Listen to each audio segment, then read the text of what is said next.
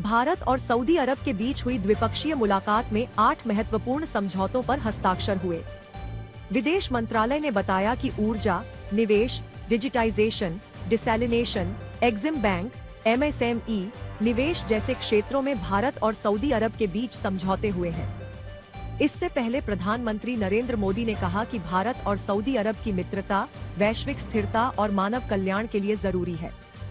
PM Modi ने कहा कि भारत पश्चिम एशिया और यूरोप के बीच इकोनॉमिक कॉरिडोर केवल दोनों देशों को ही आपस में नहीं जोड़ेगा, बल्कि एशिया, पश्चिम एशिया और यूरोप के बीच आर्थिक सहयोग, ऊर्जा के विकास और डिजिटल कनेक्टिविटी को बल देगा। सऊदी अरब ने G20 के सफल आयोजन के लिए पीएम मोदी को बधाइयां दी हैं। G20 सम्मेलन के साइडलाइन में भारत ने 3 दिन में 17 देशों के साथ द्विपक्षीय बातचीत की है। इनमें यूरोप के ब्रिटेन, इटली, फ्रांस, जर्मनी से लेकर कनाडा, दक्षिण कोरिया और तुर्की तक से भारत ने बातचीत की है। बांग्लादेश के साथ भारत ने digital payment, cultural exchange program और एग्रीकल्चरल रिसर्च को लेकर 3 समझौते किए हैं। G20 के शिखर सम्मेलन की कामयाबी पर विश्व के कई राष्ट्राध्यक्षों ने पीएम मोदी को बधाई दी है। सऊदी अरब ने कहा है कि मुश्किल लगने वाले घोषणा पत्र पर सर्वसम्मति बनाकर भारत ने बेमिसाल कामयाबी पाई है। भारत के विदेश मंत्री एस जयशंकर ने कहा कि G20 के सफल आयोजन के बाद भारत का कद और बड़ा और बेहतर हुआ है। एस जयशंकर ने भारत की कूटनीति को काफी संतोषजनक बताया। पश्चिम बंगाल की मुख्यमंत्री ममता बनर्जी ने इंडिया और भारत विवाद में कहा है कि उन्हें भारत नाम पर कोई ऐतराज नहीं है, लेकिन संविधान संशोधन किए बगैर इंडिया नाम हटाना असंवैधानिक होगा। ममता बनर्जी ने अपने प्रेस कॉन्फ्रेंस के आखिर में भारत माता की जय का उद्घोष भी किया। ममता बनर्जी ने अपने भतीजे अभिषेक बनर्जी को दिए गए प्रवर्तन निदेशालय के समन को राजनीतिक प्रतिशोध की कार्रवाई बताया है। ईडी ने अभिषेक बनर्जी को 13 सितंबर के दिन पेश होने का नोटिस दिया है। आंध्र प्रदेश के मुख्यमंत्री चंद्रबाबू नायडू के मुकदमे की सुनवाई में अदालत ने टिप्पणी की है कि पहली नजर में 279 करोड़ रुपए की अनियमितता का मामला दिखता है। स्किल डेवलपमेंट प्रोग्राम में कथित घोटाले के आरोप में गिरफ्तार चंद्रबाबू नायडू को अदालत ने आपराधिक साजिश में शामिल होने का शक जताया है। टीडीपी ने कहा है कि 370 करोड़ के प्रोजेक्ट में 42 केंद्रों पर 2,13,000 नौजवानों को प्रशिक्षण और नौकरी मिली। सीआईडी फर्जी मुकदमा बना रही है। नोएडा के सेक्टर 30 में सुप्रीम कोर्ट की वकील महिला रेणु सिन्हा की हत्या के आरोप में पुलिस ने उनके पति को गिरफ्तार कर लिया है। नोएडा पुलिस ने बताया है कि पति पत्नी के बीच D40 बंगला बेचने को लेकर विवाद था। पुलिस ने आरोपी को कोठी के ही स्टोर रूम से गिरफ्तार किया है। 2016 में लखनऊ में हुई प्रिंसिपल की हत्या में शामिल आरोपियों को नेशनल इन्वेस्टिगेशन एजेंसी कोर्ट 14 सितंबर को फैसला सुनाने वाला है। आरोप है कि आरोपी आतिफ मुजफ्फर और फैसल ने प्रिंसिपल रमेश बाबू शुक्ला के हाथ में कलावा देखकर अपने हथियार को टेस्ट करने के लिए उन्हें गोली मार दी थी। आरोपियों का साथी और आईसिस का आतंकवादी सैफुल्लाह साल 2017 में लखनऊ में मारा गया था। उत्तर प्रदेश के लखनऊ, बाराबंकी, झांसी, औरैया, इटावा समेत कई शहरों में भीषण बारिश के कारण जल भराव के हालात हो गए। राज्य के रिलीफ कमिश्नर ने बताया है कि बारिश से जुड़ी घटनाओं में 24 घंटे के अंदर 19 लोगों की मौत हो गई है। G20 सम्मेलन की शानदार कामयाबी का असर भारतीय शेयर बाजार पर दिखा है। निफ्टी ने पहली बार 20,000 के आंकड़े को पार किया, जबकि सेंसेक्स में भी 528 अंकों का उछाल देखा गया। चंद्रयान और आदित्य L1 के बाद अब भारत समंदर की गहराइयों में शोध के लिए समुद्रयान भेजने वाला है। केंद्रीय मंत्री किरण रिजिजू ने बताया कि national ocean institute of ocean technology की ओर से मत्स्य 6000 नाम का यान बना रहा है, जो समंदर में 3 वैज्ञानिकों को लेकर 6 किलोमीटर नीचे गहराई में शोध करेगा। इस समय वैश्विक राजनीति में भारत और भारत के प्रधानमंत्री नरेंद्र मोदी की स्थिति क्या है और कैसे भारत अब नया इतिहास रच रहा है, इन तस्वीरों को आज आप देखिए। ये वैसे तस्वीरें आपने कल भी देख ली होंगी, लेकिन आज बड़ी स्क्रीन पर जरा इन तस्वीरों को देखिए। कल जब G20 समिट के दूसरे दिन दुनिया के बड़े बड़े नेता राजघाट पर महात्मा गांधी को श्रद्धांजलि देने के लिए पहुंचे, तब प्रधानमंत्री मोदी इन सभी नेताओं के आगे आगे चल रहे थे, यानी एक तरह से उन्हें लीड कर रहे थे, उनका नेतृत्व कर रहे थे। जिस तरह वैश्विक राजनीति में अभी भारत दुनिया को एक नया रास्ता दिखा रहा है और बड़े बड़े देश हमारे पीछे चल रहे हैं, असल में ये तस्वीर आपको वही बताती है। देखिए इन तस्वीरों को ध्यान से।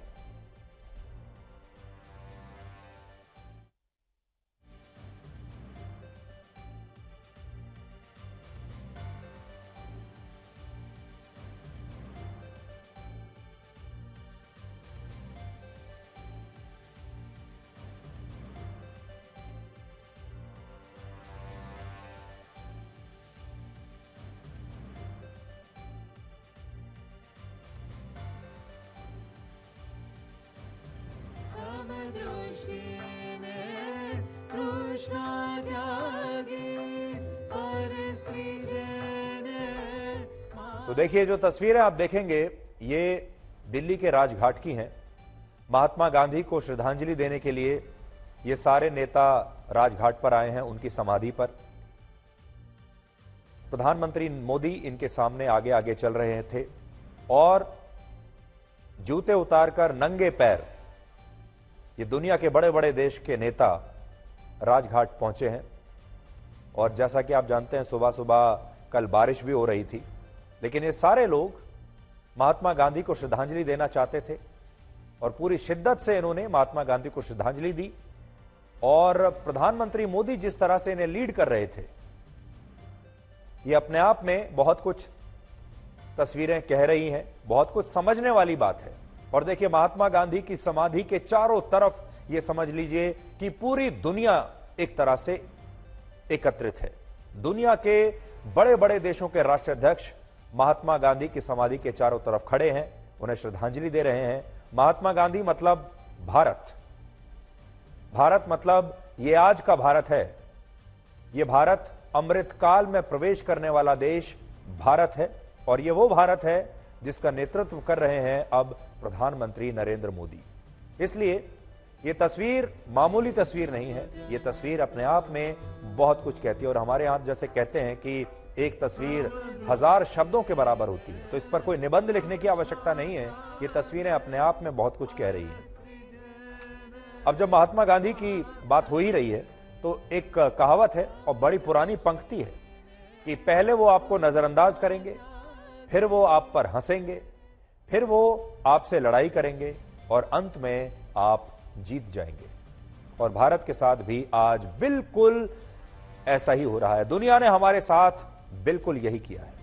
दुनिया का वो तमाम मीडिया जो पहले भारत को नजरअंदाज करता था, भारत की उपेक्षा करता था, भारत के बारे में कुछ छपता ही नहीं था, फिर हमारे देश की किसी बड़ी उपलब्धि पर व्यंग करता था, व्यंग करते करते फिर हम कुछ करते भी थे अच्छा, तो फिर हमारी आलोचना करता था। और आज वही अंतर्राष्ट्रीय मीडिया और पश्चिमी देशों का मीडिया भारत की तारीफ करते करते थक नहीं रहा है।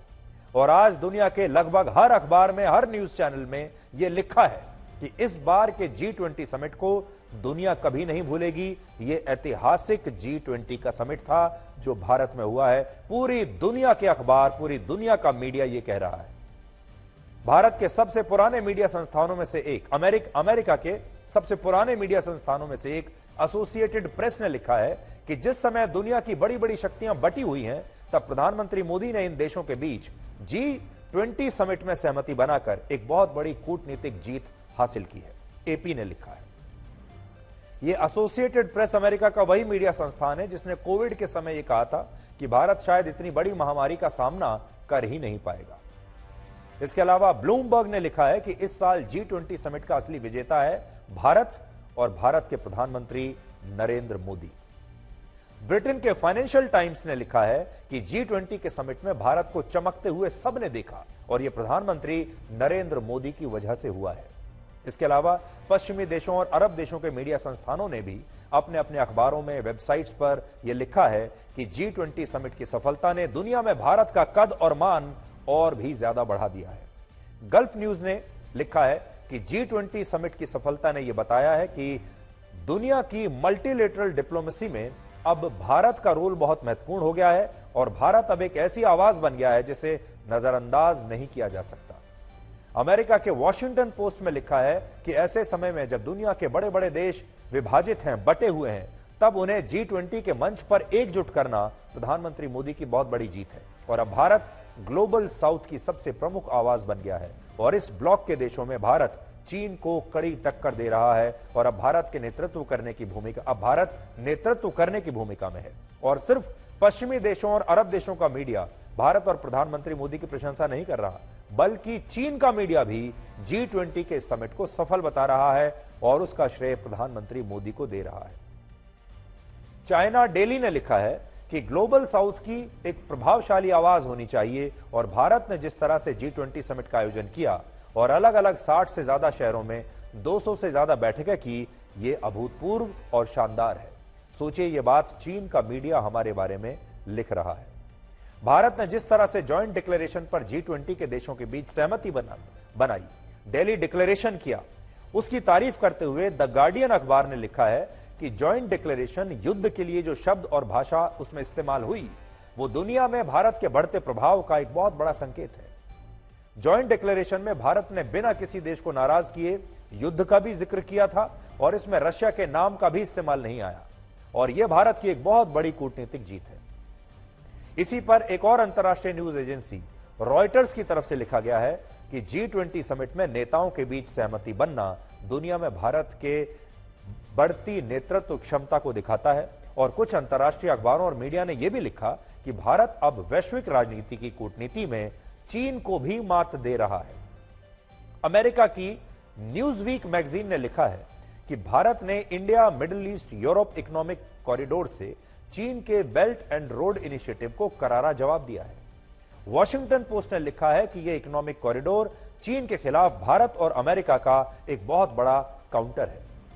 सोचिए, अब तक जो पश्चिमी मीडिया या दुनिया भर का जो मीडिया है भारत को बहुत कम करके आंकता था, भारत को गंभीर रूप से नहीं लेता था, भारत की उपलब्धियों को या तो नजरअंदाज करता था या फिर कार्टून के जरिए हमारा मजाक उड़ाता था। देखिए, ये एक न्यूयॉर्क टाइम्स का ही कार्टून आपको दिखा रहा हूं। हमारी बड़ी बड़ी उपलब्धियां रही हैं, लेकिन ये हमेशा या तो हमें नजरअंदाज करते थे, व्यंग करते थे, फिर आलोचना करते थे और अब ये सारे लोग मिलकर आज हमारी तारीफ कर रहे हैं। अब वही पश्चिमी मीडिया कह रहा है कि इस G20 में हम 21 ही साबित हुए हैं, 20 नहीं, और ये एक बहुत बड़ा बदलाव है पूरी दुनिया के लिए। भारत की जो क्षमता है, भारत की जो छवि है, उसमें एक बड़ा बदलाव आया है। हमारे देश में एक कहावत है कि अगर आपकी उपेक्षा करने वाला आपकी प्रशंसा करने लगे तो समझ जाइए कि आपकी मेहनत सफल हुई है और अब आप आम से खास हो गए हैं। और भारत के मामले में भी यही हो रहा है, क्योंकि अगर हम अपने ही देश में रहने वाले कुछ मुट्ठी भर नेताओं और बुद्धिजीवियों को आज छोड़ दें, इग्नोर कर दें, तो आज पूरी दुनिया मान चुकी है, चाहे पूरी दुनिया की सरकारें हों, नेता हों या पूरी दुनिया का मीडिया हो, सब मान चुके हैं कि भारत में अब पूरी दुनिया का नेतृत्व करने की क्षमता है और ये एक बहुत बड़ी उपलब्धि हमने हासिल की है। भारत में हुए इस G20 समिट की सफलता पर मैंने केंद्रीय मंत्री पीयूष गोयल से बात की और ब्रांड मोदी पर और ब्रांड भारत पर इसका क्या फर्क पड़ेगा, उनसे मैंने पूछा। उनका क्या जवाब था, आप सुनिए। ये जो G20 का सम्मेलन हमने अपने यहां आयोजित किया और सफलतापूर्ण किया, इससे ब्रांड भारत को कितना फायदा होगा? मैं समझता हूं कि भारत की जो मूल सोच है वसुधैव कुटुंबकम, जिसमें हमने one earth one family one future की भावना के हिसाब से ये पूरी एक वर्ष की प्रेसिडेंसी की अध्यक्षता की G20 की, उस भावना को आज पूरा विश्व भी स्वीकार कर रहा है। पूरे विश्व ने इसमें से आगे की चुनौतियों को का समाधान ढूंढने के लिए एक अच्छा मार्ग देखा है। पूरे विश्व में प्रधानमंत्री नरेंद्र मोदी जी के नेतृत्व के ऊपर विश्वास बढ़ा है और इससे मुझे लगता है भारत का परचम पूरे विश्व में भी और लहराएगा। भारत की विश्वसनीयता पूरे विश्व में बढ़ी है। प्रधानमंत्री नरेंद्र मोदी जी की लोकप्रियता भी भारत में भी और पूरे विश्व में और तेज गति से बढ़ते जा रही है और भारत को इसमें से चाहे वो व्यापार हो, चाहे निवेश हो, चाहे भारत के जो खुद के जो बड़े बड़े लक्ष्य हैं उनको प्राप्त करने के लिए और तेज गति मिलेगी और हमारा मनोबल बढ़ेगा। मुझे लगता है ये बहुत ही ऐतिहासिक G20 की प्रेसिडेंसी रही है भारत की। ये भारत के आगे के अगले अमृतकाल के वर्षों में भारत को एक विकसित देश बनाने के लिए एक अच्छी आधारशिला के रूप में ये G20 वर्ष रहा है। अब देखिए, पूरी दुनिया सेलिब्रेट कर रही है, पूरी दुनिया भारत का लोहा मान रही है और हमने भी पूरी जी जान से कोशिश की, बहुत परिश्रम किया, कई महीनों की, कई वर्षों की कोशिश भारत की ये थी कि पूरी दुनिया हमारी तरफ देख रही है। 2-3 चुनौतियां थी। पहली चुनौती तो ये थी कि भारत के अंदर क्या वो क्षमता है कि वो इतना बड़ा आयोजन कर सके। दूसरी बात, हमने इसे बहुत एम्बिशियस बना दिया था। क्यों बनाया? हमने ये तय किया कि हम 60 देशों में, माफ कीजिएगा 60 शहरों में जाकर G20 की बैठकें करेंगे और हमने पूरे देश के 60 शहर चुने जहां पर हमने 200 बैठकें अलग अलग शहरों में, अलग अलग राज्यों में जाकर की। इसमें बहुत ज्यादा जो क्षमता है वो लगती है और ये पहली बार दुनिया ने देखा जब इतनी सारी बैठकें इतने बड़े भूभाग में हमने आयोजित की। उसके बाद आयोजन तो अच्छा हो गया, इंतजाम अच्छा था। भारत मंडपम एक वर्ल्ड क्लास फैसिलिटी थी। जो स्वागत हुआ नेताओं का वो भी बहुत जबरदस्त था, सारे नेता खुश थे। ये सब तो हो गया। उसके बाद क्या ये नेता सहमत होंगे? जॉइंट डिक्लेरेशन हो पाएगा? जॉइंट डिक्लेरेशन अगर होगा भी तो कैसा होगा? बहुत मजबूत होगा या बहुत कमजोर होगा? क्या आज तक का सबसे कमजोर दिल्ली डिक्लेरेशन होगा या बहुत मजबूती से यह पता चलेगा कि भारत ने इसमें एक बहुत अहम भूमिका निभाई है? बहुत मजबूत डिक्लेरेशन हुआ जिससे भारत की भूमिका के बारे में पता चला कि भारत कैसे इतने बड़े मंच को लीड कर सकता है। यह सब दुनिया ने मान लिया।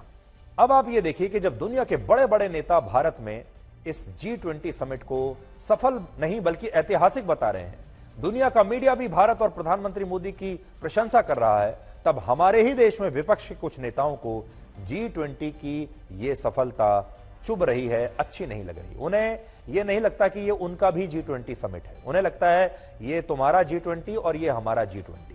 और ये नेता 3 बातों को आधार बनाते हुए इस समिट को फ्लॉप बताने में लगे हुए हैं।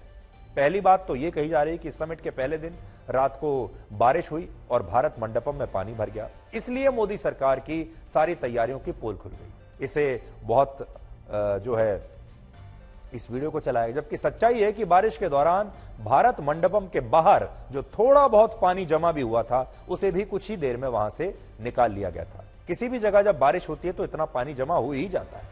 दूसरी बात, यह आरोप लग रहा था कि सरकार ने समिट पर 4100 करोड़ रुपए, 4100 करोड़ रुपए खर्च कर दिए, जो कि बेकार का खर्चा है। लेकिन देश की जनता को इससे कुछ मिला नहीं, लोगों को क्या हासिल हुआ? इसलिए यह समिट पैसे की बर्बादी है। और तीसरी बात यह कही जा रही है कि समिट में बैठक के बाद कोई संयुक्त प्रेस कॉन्फ्रेंस नहीं हुई, इसलिए इस समिट को फेल माना जाएगा। अब आप सोचिए, जब कुछ नहीं बचा तो हमारे देश के विपक्षी नेताओं ने इन बातों को आधार बनाकर अब इसकी आलोचना शुरू कर दी है। G20 समिट की आलोचना करने वालों में कांग्रेस पार्टी के ज्यादातर नेता हैं और इनमें प्रियंका गांधी वाड्रा भी हैं और आरजेडी के लालू यादव भी हैं। और उन्होंने क्या कहा, आप सुनिए। आज सुबह तो मैंने देखा कि इनके G20 जब हो रहा था तो बारिश आई और सारा जितना भी वो जहां पे वो G20 की मीटिंग रख रहे हैं उसमें सारा पानी फैल गया है। मेरे मन में एक बात आई कि शायद जो हमारे देशवासी डर के मारे कह नहीं पा रहे, भगवान ने कह दिया कि अपना अहंकार कम करो, अपना अहंकार कम करो। इस देश ने तुम्हें बनाया है, इस देश ने नेता बनाया है, इस देश को आगे रखो, इस देश की जनता को सर्वोपरि बनाओ। तो क्या होगा? देश की जनता को क्या फायदा होगा? लोगों को बुला के इतना खर्चा कर रहे, देश का प्रकृति बर्बाद होता है। देश के आम जनता को क्या फायदा होगा? পার্লামেন্টের বিরোধী দলের নেতা মল্লিকার্জুন খার্গেকে আহ্বান জানানো হয়নি, না গেলেও পারত। কিরকম টান, আগে ভাগে উড়ে গিয়ে দিল্লিতে অবস্থান করছে, নৈশ ভোজে যোগীর পাশে বসে, অমিত শাহর পাশে বসে। अब देखिए, ये तो बहुत सारे लोग ये सोच रहे थे कि काश ये G20 समिट फेल हो जाए। बहुत सारे लोग इसके लिए दुआएं कर रहे थे। बहुत सारे लोगों के मन में ये इच्छा थी कि जॉइंट डिक्लेरेशन भी ना हो, ये समिट फेल हो जाए, कुछ ना कुछ इसमें खराबी आ जाए। बहुत सारे लोगों ने तो देखा जब बारिश आ रही है उसी को उन्होंने सोच लिया कि ये बारिश ही अब आखिरी उम्मीद बची है। G20 समिट से पहले जिन नेताओं को भारत की क्षमता पर विश्वास नहीं था, उनमें कांग्रेस पार्टी के नेता शशि थरूर भी थे, जिन्होंने कहा था समिट से पहले कि इस समिट में G20 के नेताओं के बीच जॉइंट डिक्लेरेशन पर सहमति बन ही नहीं पाएगी। लेकिन जब प्रधानमंत्री मोदी ने यह मुश्किल काम भी कर दिखाया तो अब वही शशि थरूर इस समिट को सफल बता रहे हैं और इसके लिए प्रधानमंत्री मोदी की तारीफ भी कर रहे हैं। राहुल गांधी को, प्रियंका गांधी वाड्रा को, सोनिया गांधी को और कांग्रेस पार्टी को आज शशि थरूर की ये राय भी सुननी चाहिए। I'm in touch with both Amitabh Kant, the G20 Sherpa, and with our foreign minister, and I will congratulate them because what they have done is certainly very, very good for India. It is not easy to pull off a diplomatic negotiation like this. They both seem to put in a lot of hard effort, and I think one should give credit where credit is due. Some of the other things that I've expressed to you, which are less positive, I've also expressed to them. But as far as the achievement of actually squaring the circle, which is an impossible task almost, on Ukraine is concerned, it's really very, very impressive. Shashi Tharoor खुद United Nations में रहे हैं और एक ज़माने में United Nations का अध्यक्ष बनने की ख्वाहिश रखते थे और विदेशी मामलों के बहुत विशेषज्ञ भी माने जाते हैं, काफ़ी जानकार भी हैं और अब वो प्रधानमंत्री मोदी की और सरकार की तारीफ कर रहे हैं। अब हमें जो आशंका है, डर है, वो ये है कि कहीं कांग्रेस पार्टी से उन्हें कल डांट ना पड़े क्योंकि उन्होंने बाकी लोगों की तरह आलोचना क्यों नहीं की। लेकिन सही बात यह है कि अगर कुछ खराब बात है तो आलोचना ज़रूर होनी चाहिए, लेकिन अगर पूरे देश ने कुछ हासिल किया है, पूरे देश का नाम अगर दुनिया में हो रहा है, अगर पूरी दुनिया हमारे देश की तारीफ कर रही है, तो कभी कभार अपने देश की तारीफ करने में भी विपक्षी नेता छोटे नहीं हो जाएंगे। उन्हें भी कभी कभार अपने देश की तारीफ कर देनी चाहिए, अपने देश की उपलब्धियों की तारीफ कर देनी चाहिए और ये देश उनका भी है। ये G20 समिट जो था ये सबका था, ये बीजेपी का भी था, ये कांग्रेस का भी था, ये आरजेडी का भी था, ये देश में रहने वाले हर धर्म के व्यक्ति का था, हर नागरिक का था। इसलिए अगर ये बहुत अच्छे से हुआ है तो सबको इस पर गर्व होना चाहिए। अब आज जब हमारे देश का एक खास वर्ग और विपक्ष के कुछ नेता इस समिट के लिए भारत की आलोचना कर रहे हैं, तब आपको यह देखना चाहिए कि हमारे पड़ोसी देश और हमारे दुश्मन नंबर 2 यानी पाकिस्तान के लोग कैसे G20 समिट के बाद प्रधानमंत्री मोदी के मुरीद हो गए हैं, फैन हो गए हैं और कह रहे हैं कि अगर पाकिस्तान के पास भी मोदी जैसा नेता होता तो वो आज आटे के लिए लाइनों में नहीं लगे होते। यानी पाकिस्तान के जो लोग भी हैं वो भी भारत के नेतृत्व से अब इतने ज्यादा प्रभावित हैं। G20 समिट के बाद ज्यादातर नेता तो अब दिल्ली से वापस अपने अपने देश लौट चुके हैं, लेकिन एक मेहमान आज भी भारत में ही है और ये मेहमान है सऊदी अरब के क्राउन प्रिंस मोहम्मद बिन सलमान, जिन्हें आप MBS के नाम से भी जानते हैं, जो अपनी दूसरी स्टेट विजिट के लिए इस समय भारत आए हैं। आज राष्ट्रपति भवन में उनका राजकीय सम्मान के साथ स्वागत हुआ और राष्ट्रपति द्रौपदी मुर्मू और प्रधानमंत्री मोदी ने भी आज उनसे मुलाकात की। और यह मुलाकात क्यों खास है, उनका यहां आना क्यों खास है, आज हम यही आपको बताना चाहते हैं। आज प्रधानमंत्री मोदी और क्राउन प्रिंस मोहम्मद बिन सलमान के बीच द्विपक्षीय वार्ता भी हुई है, जिसमें कई अहम मुद्दों पर दोनों देशों के बीच चर्चा हुई। इनमें सुरक्षा के साथ व्यापार और जलवायु परिवर्तन का मुद्दा शामिल है। और इस बैठक के दौरान क्राउन प्रिंस मोहम्मद बिन सलमान ने G20 के सफल आयोजन के लिए प्रधानमंत्री मोदी को खास तौर पर बधाई दी।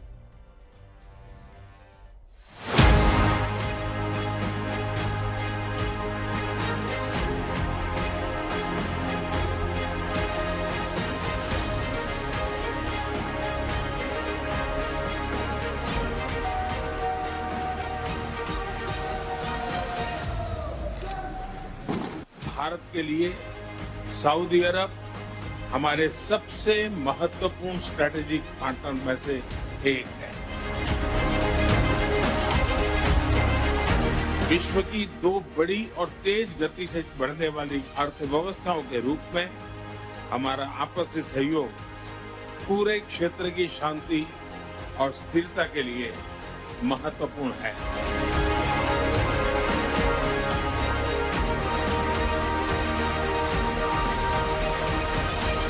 भारत और सऊदी अरब की मित्रता क्षेत्रीय और वैश्विक स्थिरता, समृद्धि और मानव कल्याण के लिए महत्वपूर्ण है।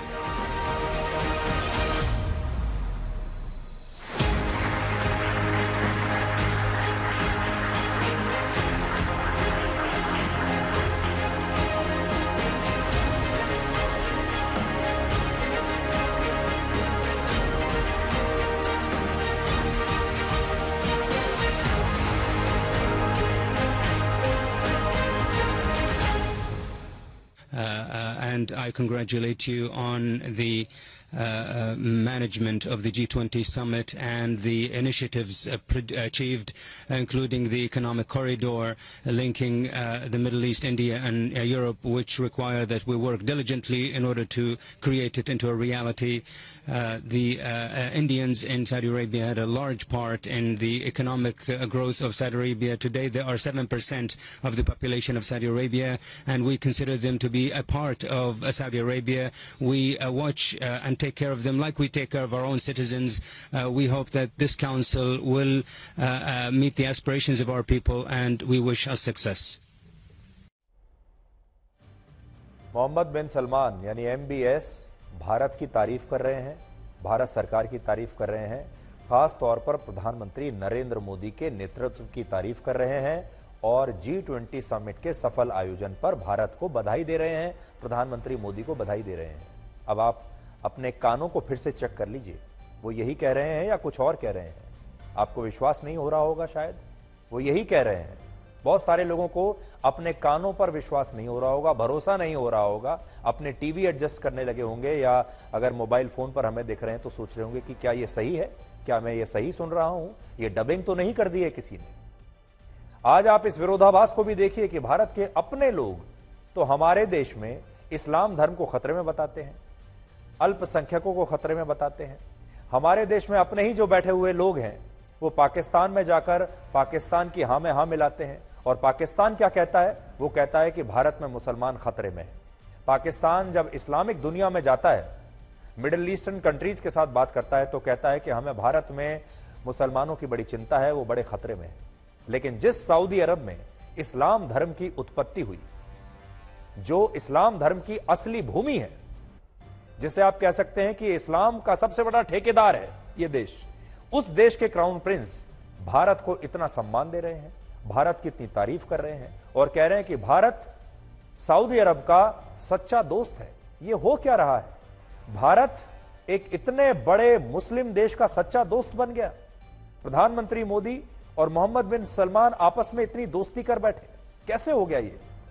पाकिस्तान तो कहता है कि नरेंद्र मोदी मुसलमानों के दुश्मन है, यहां पर अल्पसंख्यक खतरे में है। हमारे भी देश में कुछ लोग ऐसे हैं जो एजेंडा चलाते हैं। ये एजेंडा सऊदी अरब तक क्यों नहीं पहुंच रहा? तो क्या आप लोग ये कहने लगेंगे कि मोहम्मद बिन सलमान असली मुसलमान नहीं है, वो इस्लाम को नहीं मानते, या वो अपने देश के साथ गद्दारी कर रहे हैं? इस दोस्ती को आप इस बात से भी समझ सकते हैं कि पिछले 4 वर्षों में मोहम्मद बिन सलमान 2 बार भारत की स्टेट विजिट पर आ चुके हैं और सऊदी अरब में प्रधानमंत्री मोदी को वहां के सर्वोच्च नागरिक सम्मान से नवाजा गया है।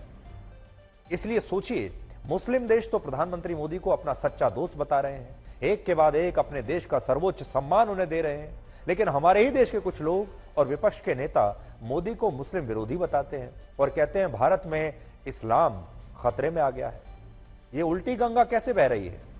आज हम आपको सऊदी अरब के क्राउन प्रिंस मोहम्मद बिन सलमान के बारे में भी थोड़ा बताना चाहते हैं।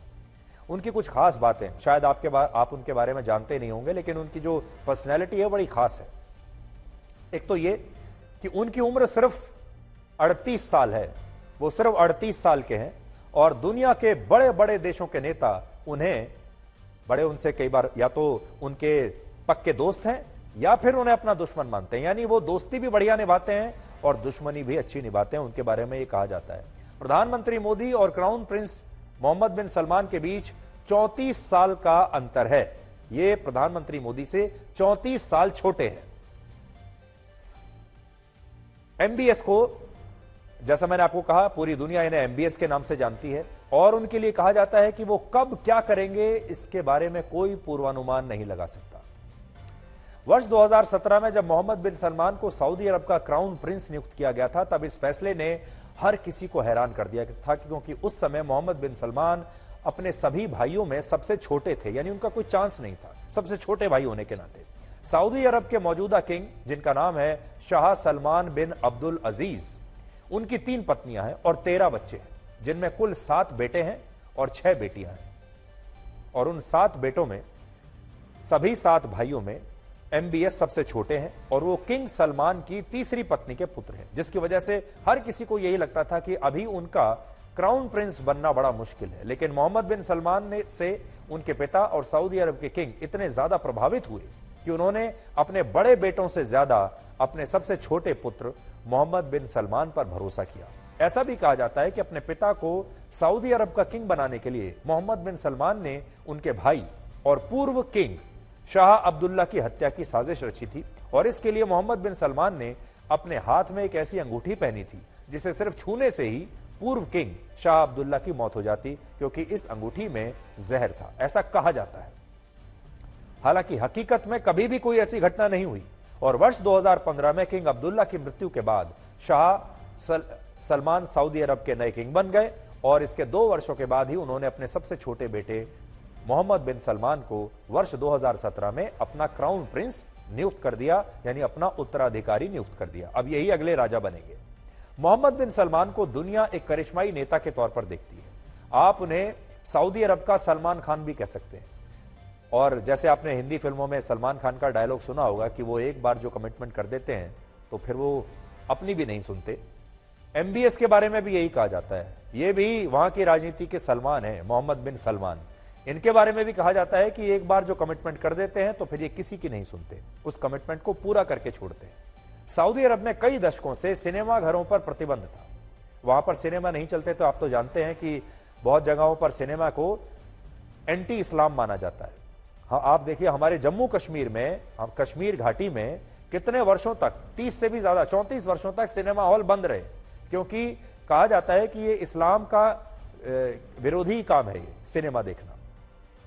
लेकिन 35 वर्षों के बाद क्राउन प्रिंस मोहम्मद बिन सलमान ने अपने देश में इस प्रतिबंध को समाप्त करके सऊदी अरब में थिएटर्स को मंजूरी दिला दी। इसी तरह पहले सऊदी अरब में सार्वजनिक स्थानों पर महिलाओं के लिए अबाया पहनना अनिवार्य था, लेकिन MBS ने इस अनिवार्यता को भी समाप्त कर दिया, यानी महिलाओं के लिए भी वो अपने समाज को खोल रहे हैं। इसके अलावा पहले सऊदी अरब में महिलाएं खुद गाड़ी चलाकर काम पर नहीं जा सकती थी, लेकिन अब यह नियम भी समाप्त हो चुका है और वहां महिलाएं भी अब अपना ड्राइविंग लाइसेंस बनवाकर गाड़ी चला सकती हैं। सबसे बड़ी बात, मोहम्मद बिन सलमान की पहल पर ही सऊदी अरब में यह नियम बना कि वहां मस्जिदों पर लगे लाउड स्पीकर्स की आवाज एक तय मानक से ज्यादा नहीं हो सकती। यह कानून आज भी हम अपने देश में चाहकर भी लागू नहीं कर पा रहे, जो कानून लाउड स्पीकर का उन्होंने अपने देश सऊदी अरब में कर दिया। सोचिए, जिस सऊदी अरब में इस्लाम धर्म की उत्पत्ति हुई, जो खुद को एक इतना कट्टर मुस्लिम राष्ट्र कहता है, वहां तो इस्लाम धर्म समय के साथ साथ बदल रहा है। लेकिन भारत, जो कि धर्मनिरपेक्ष देश है, वहां ऐसे बदलावों को आज भी सांप्रदायिक या फिर इस्लाम विरोधी माना जाता है। सऊदी अरब की सबसे बड़ी करेंसी है उसका तेल, जिसने उसे दुनिया में एक बहुत बड़ी आर्थिक शक्ति के तौर पर स्थापित किया। तेल बहुत है उनके पास। अभी पूरी दुनिया में तेल के जितने भंडार हैं, उनमें 10% अकेले सऊदी अरब के पास है, और कच्चे तेल के बाजार में सऊदी अरब 15% की हिस्सेदारी के साथ दुनिया का सबसे बड़ा ऑयल एक्सपोर्टर है। और इस वजह से सऊदी अरब की अर्थव्यवस्था काफी हद तक सिर्फ कच्चे तेल के व्यापार पर ही निर्भर है। अब सोचिए, जिस दिन दुनिया की निर्भरता कच्चे तेल पर कम हो जाएगी, जिस दिन इलेक्ट्रिक व्हीकल्स चलने लगेंगे या बायोफ्यूल आ जाएंगे, उस दिन सऊदी अरब का क्या होगा, क्योंकि तब तो कोई तेल खरीदेगा नहीं। इसलिए क्राउन प्रिंस मोहम्मद बिन सलमान इस निर्भरता को कम करना चाहते हैं, और इसके लिए वो सऊदी अरब में टूरिज्म से जुड़े अलग अलग प्रोजेक्ट्स पर काम कर रहे हैं, जिनमें उनका नियोम प्रोजेक्ट पूरी दुनिया में चर्चा का सबसे बड़ा विषय है। यह नियोम एक ऐसा प्रोजेक्ट है जिसे रेगिस्तान में एक ऐसा शहर विकसित किया जाएगा जहां चारों तरफ रेगिस्तान में हरियाली और पेड़ पौधे होंगे, जहां इस शहर का अपना खुद का एक आर्टिफिशियल मून होगा, अपना चांद होगा, और 170 किलोमीटर लंबे इस शहर में गाड़ियां भी हवा में उड़ पाएंगी। और यह सब कुछ उस सऊदी अरब में होगा जिसे अमेरिका ने एक जमाने में खत्म करने की कसम खा ली थी। एक ऐसा शहर वो यहां बसाना चाहते हैं जो बिल्कुल एक सही मायनों में हाईटेक शहर होगा, जहां पर कभी कोई ट्रैफिक जैम नहीं लगेगा, जहां पर कभी जो है हर आपको जो मॉडर्न सुविधा है वो आपके लिए उपलब्ध होगी। आप ये समझ लीजिए कि ये आपके एक सपनों का शहर होगा जो पूरी तरह इंटरनेट पर आधारित होगा, इंटरनेट से संचालित होगा और आप यहां रहकर पूरी दुनिया में कहीं भी किसी भी जगह काम कर सकते हैं, किसी भी जगह से जुड़ सकते हैं। अभी इस शहर को बनाया जा रहा है। आज से ठीक 22 साल पहले आज ही के दिन अमेरिका में 9/11 का हमला हुआ था जिसमें लगभग 3000 लोग मारे गए थे और यह हमला उसामा बिन लादेन ने करवाया था जो उस जमाने में सऊदी अरब से था। उस समय अमेरिका ने सऊदी अरब पर लादेन को मदद करने का आरोप लगाया था और सऊदी अरब पर कई तरह के प्रतिबंध लगा दिए थे। और समय का चक्र देखिए कि आज वही अमेरिका G20 के समिट में सऊदी अरब के साथ एक टेबल पर बैठकर चर्चा करता है, खाना भी खाता है और अमेरिका के साथ यूरोप के देश कच्चे तेल के लिए सऊदी अरब पर पूरी तरह से निर्भर है। मोहम्मद बिन सलमान की सबसे बड़ी खासियत यह है कि वो अपनी शर्तों पर दुनिया के बड़े बड़े देशों से बात करते हैं और वो सऊदी अरब को एक नया यूरोप बनाना चाहते हैं जिसका जिक्र वो कई बार कर चुके हैं। तो MBS कह रहे हैं कि मैं अपने आप को 5 साल देता हूं और 5 साल के अंदर अंदर मैं सऊदी अरब को एक नया यूरोप बना दूंगा, यूरोप जैसा बना दूंगा। और देखिए उसके लिए उन्होंने अपने देश के कानूनों में बदलाव किया। प्रोग्रेसिव इस्लाम जिसे हम कहते हैं, उन्होंने अपने देश में उस प्रोग्रेसिव आधुनिक इस्लाम को लाने की कोशिश की है और आज सऊदी अरब दुनिया के बड़े बड़े देशों के साथ खड़ा हुआ है। डायनेमिक लीडरशिप अगर आप देखना चाहते हैं तो आप इस डायनेमिक लीडरशिप को आज देख सकते हैं। और जैसा मैंने आपको कहा, नियोम जैसा जो शहर है उसकी कल्पना करना अपने आप में कि आज से 30, 40, 50 साल के बाद कोई शहर कैसा होगा उसकी कल्पना करना, जैसा कि आज सिर्फ आप हॉलीवुड फिल्मों में देखते हैं जहां सिर्फ गाड़ियां उड़ रही हैं और सब कुछ इंटरनेट पर और 5G, 6G, 10G तक आप पहुंच गए हैं। ये सब कुछ, ये सारी कल्पनाएं उस शहर में आपको पूरी होती हुई नजर आएंगी। तो इसलिए आज आपको हमने ये बताना जरूरी समझा कि जो देश अपने आप को इस्लाम का सबसे बड़ा ठेकेदार कहता है वो देश आज भारत के साथ दोस्ती करना चाहता है। वो देश आज कह रहा है कि भारत हमारा सच्चा दोस्त है और वो भारत के साथ और ज्यादा मजबूती से अपनी दोस्ती को बढ़ाना चाहता है। पाकिस्तान भी चाहता था कि MBS जब भारत आ रहे हैं तो साथ साथ पाकिस्तान का भी दौरा करें। आप तो जानते हैं कि पाकिस्तान हमेशा MBS से, सऊदी अरब से मदद की उम्मीद रखता है और मदद किस नाम पर मांगता है? इस्लाम के नाम पर मदद मांगता है। यह कहता है क्योंकि हम इस्लाम की रक्षा कर रहे हैं इसलिए आप हमारी मदद कीजिए और क्योंकि आप इस्लाम के ठेकेदार हैं, इस्लाम की उत्पत्ति आपके यहां हुई थी तो आपको हमारी मदद करनी चाहिए इस्लाम के नाम पर। लेकिन MBS ने मना कर दिया और वो भारत आ गए। अब भारत पाकिस्तान के क्रिकेट मैच के दिन हम आपको मशहूर पाकिस्तानी बॉलर शोएब अख्तर का वो खुलासा दिखाएंगे जिसमें उन्होंने पूरी बेशर्मी के साथ ये बात कही है कि वर्ष 2006 में खेले गए एक मैच के दौरान वो सचिन तेंदुलकर को अपनी बॉल से घायल करके उनकी जान ले लेना चाहते थे। सबसे पहले आप देखिए कि शोएब अख्तर ने ये कौन सा बयान दिया है। अब आप देखिए, शोएब अख्तर तो एक खिलाड़ी हैं और हमारे यहां तो हमने यही सुना है कि खिलाड़ी जो है उनके अंदर एक स्पोर्ट्समैन स्पिरिट होनी चाहिए। खिलाड़ियों का राजनीति से कोई लेना देना नहीं होता। खेल तो दोस्ती को बढ़ाते हैं, स्पोर्ट्समैन स्पिरिट को बढ़ाते हैं, खेल तो रिश्तों को मजबूत करते हैं। लेकिन शोएब अख्तर के इस बयान से आप समझ सकते हैं कि चाहे पाकिस्तान के नेता हो, वहां की सेना हो, वहां की ISI हो या फिर वहां के आतंकवादी हो, वो भारतीयों के खून के प्यासे हैं। वो तो भारतीयों का खून बहाना चाहते ही हैं, लेकिन वहां की क्रिकेट टीम के खिलाड़ी भी कुछ अलग नहीं है। वो भी मैच के दौरान खेल भावना से नहीं बल्कि पूरी कट्टर दुश्मनी की भावना के साथ हमारे साथ खुलते हैं। कोई खिलाड़ी ऐसा सोच भी कैसे सकता है कि मैं अपने सामने खेल रही खिलाड़ी के टीम के खिलाड़ी को जान से मार डालूं, इतनी तेज और इस मंशा के साथ में बॉल फेंकूं। सबसे बड़ी बात यह है कि हमारे देश में खेल मैत्री की बात होती है और आज भी बहुत सारे लोग ये कहते हैं कि भारत की टीम पाकिस्तान खेलने क्यों नहीं गई, क्यों नहीं जाती। कई लोगों ने आज ये कहने की कोशिश की है कि श्रीलंका में जो एशिया कप चल रहा है, भारत को असल में बारिश में ये मैच खेलने की बजाय पाकिस्तान ही चले जाना चाहिए था। बहुत सारे लोग पाकिस्तान के साथ दोस्ती की पैरवी करते हैं और कहते हैं कि खेल को कम से कम राजनीति का शिकार नहीं बनाया जाना चाहिए। लेकिन आप देखिए कि पाकिस्तान के खिलाड़ियों की खेल भावना कैसी है, आज आपको इससे समझ में आ गया होगा। अब भी आप सोचिए शोएब अख्तर ने आज जो बात कही है, ये देखिए उसी समय का आपको एक तस्वीर हम आपको दिखा रहे हैं। तब शोएब अख्तर और सचिन तेंदुलकर के बीच जो राइवलरी थी वो सब लोगों ने देखी और लोगों ने ये बात को समझा कि शोएब अख्तर जानबूझकर सचिन तेंदुलकर को निशाना बना रहे हैं और जानबूझकर उन्हें घायल करना चाहते हैं। अभी आपके ऊपर है यह तय करना कि क्या आपको लगता है कि अब भी भारत को पाकिस्तान के साथ क्रिकेट मैच खेलना चाहिए। और आज हम आपको एक बार फिर देश के छात्रों को डिप्रेशन से निकालने की अपनी खास मुहिम कोटा एसओएस की एक और कड़ी दिखाएंगे और आपको कुछ और ऐसे परिवारों से आज हम मिलवाना चाहते हैं जिन्होंने अपने बच्चों को डॉक्टर और इंजीनियर बनाने के लिए कोटा भेजा और वो बच्चे वहां से जिंदा कभी नहीं लौटे।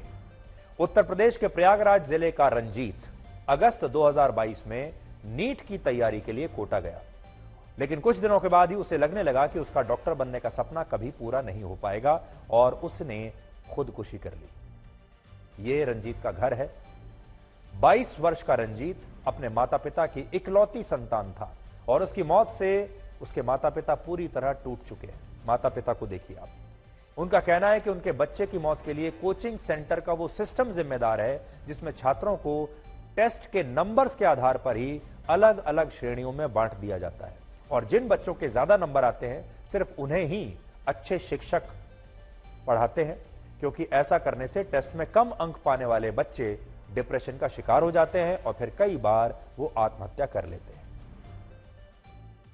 और यहां बात किसी एक छात्र की नहीं है। 17 वर्ष का प्रणव वर्मा मध्य प्रदेश के शिवपुरी से नीट की परीक्षा की तैयारी करने के लिए कोटा गया, लेकिन वो भी कोचिंग सेंटर में पढ़ाई के दबाव को झेल नहीं पाया और वीकली टेस्ट में कम नंबर आने पर दिसंबर 2021 में उसने भी आत्महत्या कर ली। ये उनके माता पिता हैं। बिहार के गया का वाल्मीकि कुमार एक बहुत ही होनहार लड़का था। वो अपने माता पिता से काफी जिद करके नीट की तैयारी करने के लिए कोटा गया, लेकिन 15 अगस्त 2023 को उसने भी अपने कमरे के दरवाजे में लगी लोहे की एक रॉड से लटक कर खुदकुशी कर ली। हमारी टीम इन छात्रों के घर पहुंची और वहां से इनके माता पिता से हमने बात की। आप देखिए। बहुत दुख होता है जब बच्चे सुसाइड कर लेते हैं। माँ बाप की परिस्थितियों में भेजते हैं उसको पढ़ने के लिए कि हमारा बेटा नाम करेगा, उसका जीवन खुशहाल रहेगा। जब इस तरह की घटना सुनते हैं माँ बाप तो सोचिए उनके दिल पर क्या बीतती है। वो तो जीते जी मर जाते हैं, वो जीना नहीं चाहते।